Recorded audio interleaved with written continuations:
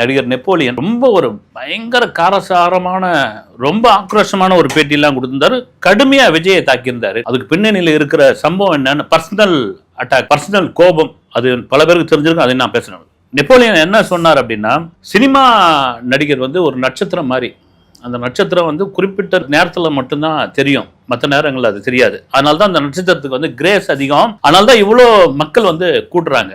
அந்த நட்சத்திரத்தை பார்க்கறதுக்காக வந்து இவ்வளோ மக்கள் கூடுறாங்க. ஒன்றும் நீங்கள் நடிகனாக இருந்ததுங்க, இல்லைன்னா அரசியல்வாதியாக இருந்துருங்க. இந்த முதல் மேல் பூனை மாதிரி இருக்காதீங்க. நீங்கள் அப்படின்னா நான் அரசியல்வாதியாக தான் ஆகணும்னு நீங்கள் முடிவு பண்ணிட்டா மக்களோட மக்களாக இருங்க. இந்த கேரவனுக்குள்ள வரத்து, லைட்டு போட்டு ஆஃப் பண்ணுறது, கேரவன் விட்டு இறங்காமல் அரசியல் பண்ணுவது, இதெல்லாம் சரியான விதமாக கிடையாது.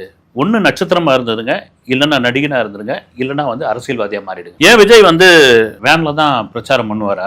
எளிய மக்களுக்கான நண்பன், எளிய மக்களுக்கான தோழன், நான் எளிய மக்களுக்கான குரல் கொடுக்க வந்தவன்லாம் சொல்கிறார். வந்து அவர் கன்னியாகுமரியிலேருந்து ஒரு நடைப்பயணத்தை ஆரம்பிச்சிருக்க வேண்டியதானே, ஏன் அப்படி ஆரம்பிக்கல அவர் அப்படின்னா அவரே அதுக்கு ஒரு பதில் சொல்கிறார். நெப்போலியனை அப்படி ஆரம்பிச்சிருந்தா இதை விட எக்கச்சக்கமான கூட்டம் வருமே, அதை எப்படி கட்டுப்படுத்துறது அப்படின்னா, அந்த கட்டுப்படுத்தக்கூடிய இடத்தில் உங்கள் தாவேக்கா தொண்டர்கள், உங்கள் தாவேக்கா நிர்வாகிகள் தான் இருக்கணும் சாமி. ஏன்னா நீங்கள் மக்களுக்கான அரசியல் பண்ணுறீங்க அப்படின்னா நீங்கள் மக்களோட மக்களாக தான் நடந்து வந்திருக்கணும். நீங்கள் ஏசி வேனில் வரீங்க, நீங்களே லைட் ஆஃப் பண்ணுறீங்க.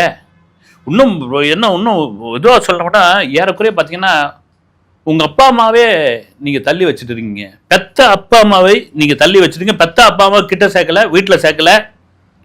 உங்கள் கூட வந்து உங்கள் மனைவியும் பிள்ளைங்களும் இல்லை. நீங்கள் என்ன மக்களுக்கு வந்து செஞ்சிட போகிறீங்க அப்படின்ற அளவுக்கு போய் பேச ஆரம்பிச்சிருவார், பேசிட்டார். இதுக்கு என்ன காரணம் அப்படின்ட்டு புரியவே இல்லை. வந்து நடிகன் தானே. இங்கே நெப்போலியன் வந்து 2001 வில்லிவாக்கம் தொகுதி சட்டமன்ற தேர்தல் நடக்கும்போது வில்லிவாக்கம் தொகுதியில் அவருக்கு சீட்டு கொடுத்துருப்பாங்க திமுக சார்பாக. அப்போது ஒரு பேட்டி ஒன்று கொடுத்துருப்பாரு, அது பத்திரிகையில் வந்து செய்தி வந்து, வில்லிவாக்கம் தொகுதிக்கு வந்து என்னை தேர்ந்தெடுத்துருக்காங்க. ஏன்னா கிட்டத்தட்ட இந்தியாவிலே பெரிய தொகுதி அது, அந்த தொகுதியில் தேர்ந்தெடுத்திருக்காங்க. நான் வந்து சினிமாவிலேருந்து அரசியலுக்கு வந்தவன்ல, அரசியல்லேருந்து சினிமாவுக்கு வந்தவன் நான். அமைச்சர் KN நேருவுடைய உறவினர். KN நேருவிடம் அவர் வந்து உதவியாளராக இருந்தார். அதை தான் சொல்கிறேன் நான்.